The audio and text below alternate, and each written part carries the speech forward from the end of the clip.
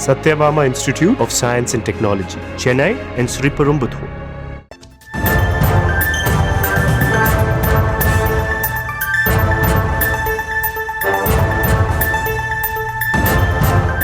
அண்மை செய்தியை பார்த்து வருகிறோம். அண்ணா பல்கலைக்கழக மாணவி பாலியல் வழக்கில் இருந்து ஞானசேகரனை விடுவிக்க கோரிய மனுவை தள்ளுபடி செய்து உத்தரவு பிறப்பிக்கப்பட்டிருக்கிறது. விவரங்களை செய்தியாளர் மதியழகன் வழங்க கேட்கலாம். மதியழகன், வணக்கம். முழு விவரங்கள். சென்னை அண்ணா பல்கலைக்கழக மாணவி பாலியல் வழக்கில் ஞானசேகரன் என்பவர் கடந்த ஆண்டு டிசம்பர் மாதம் கைது செய்யப்பட்டார்.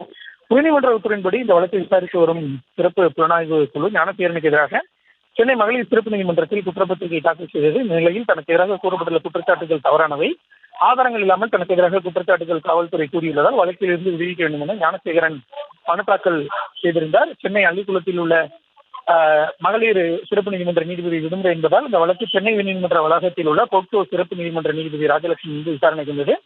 அப்பொழுது ஞானசேகரன் நேரில் ஆஜர்படுத்தப்பட்டார். வழக்கில் இருந்து விடுவிக்க கோரிய ஞானசேகரன் தரப்பில் தாக்கல் செய்யப்பட்ட மனுக்கு காவல்துறை தரப்பில் பதில் மனு தாக்கல் செய்த நிலையில் இன்று இருதரப்பு வாதங்களும் முன்வைக்கப்பட்டது. காவல்துறை தரப்பில் ஆஜரான வழக்கறிஞர் மேல் ஜெயந்தி ஞானசேகரனுக்கு எதிரான குற்றச்சாட்டுகளுக்கு முகாந்திரங்களும் உள்ளதாகவும் இவர்தான் குற்றம் செய்திருக்கிறார் என்பதற்கு அனைத்து ஆதாரங்களும் உள்ளதால் வழக்கில் இருந்து விடுவிக்க கூடாது என்றும் அவரின் மனுவை தள்ளுபடி செய்ய வேண்டும் என்றும் வாதிட்டார். ஞானசேகரன் தரப்பில் ஆஜரான வழக்கறிஞர் குற்றச்சாட்டுகளுக்கு எந்த முகாந்திரம் இல்லை எனவும் சந்தேகத்தின் அடிப்படையில் மட்டுமே வழக்கு இருக்கிறது, இவர்தான் செய்தார் என்பதற்கு எந்த ஆதாரம் இல்லை என வாதிட்டார். இருதரப்பு வாதங்களுக்கு பிறகு ஞானசேகரனுடைய அந்த மனுவை தள்ளுபடி செய்வதாக நீதிபதி உத்தரவிட்டார்.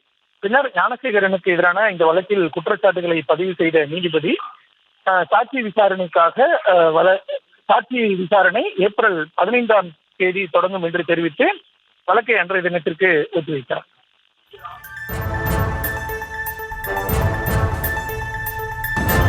விவரங்களுக்கு நன்றி மதியழகன்.